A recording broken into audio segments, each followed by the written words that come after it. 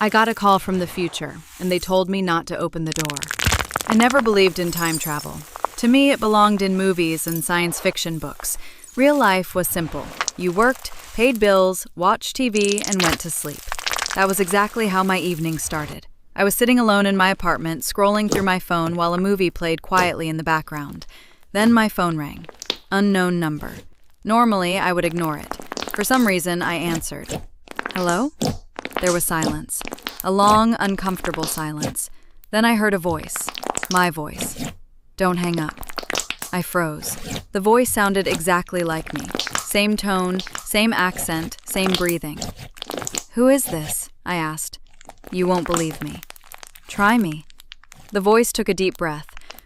I'm you. I laughed nervously. Very funny. I'm serious. I was about to end the call when the voice spoke again. You're sitting on a gray couch. There's a half-empty glass of water on the table. Your TV is playing an action movie. I slowly looked around. Everything was correct. Every detail. My smile disappeared. How do you know that? Because I already lived through this night. A chill ran down my spine. What do you mean? I'm calling from 10 years in the future. I wanted to laugh. I wanted to tell myself this was impossible, but something in the voice felt real. Terrifyingly real. Listen carefully, future me said. You don't have much time.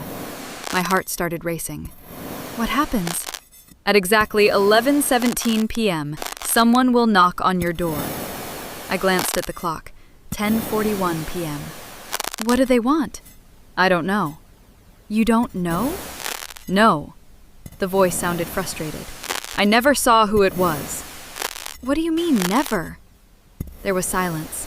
Then future me whispered something that made my blood run cold. Because every time I open the door, I die. I couldn't breathe. My hand tightened around the phone. This isn't funny. I'm not joking. I stood up and walked to the window. The streets below were quiet. Empty. Dark.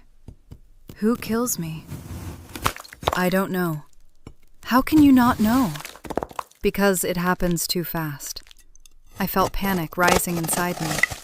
What should I do? When they knock, do not answer. What if it's a neighbor? Don't answer. What if it's the police? Don't answer. What if it's family? The voice paused. Then it said something even stranger. Especially if it's someone you know. A loud crack of thunder echoed outside. I nearly dropped the phone. The lights flickered. For a moment, everything went dark. When the electricity returned, the call had ended. I stared at the screen. No number, no call history. Nothing. As if it had never happened.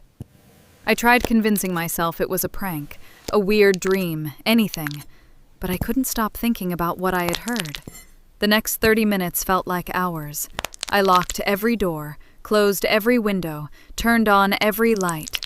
Then I sat in silence, waiting. The clock moved slowly.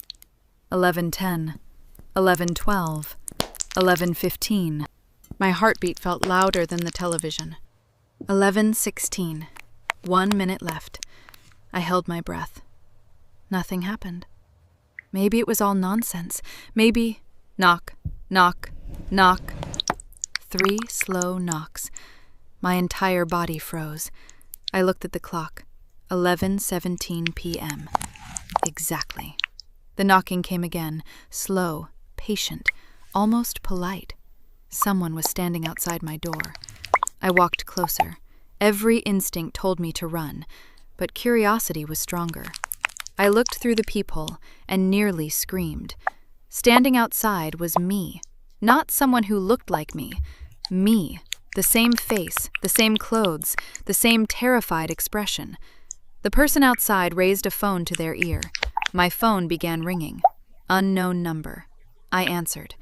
The version of me outside the door spoke, and I heard the same voice from the call. I told you not to open the door.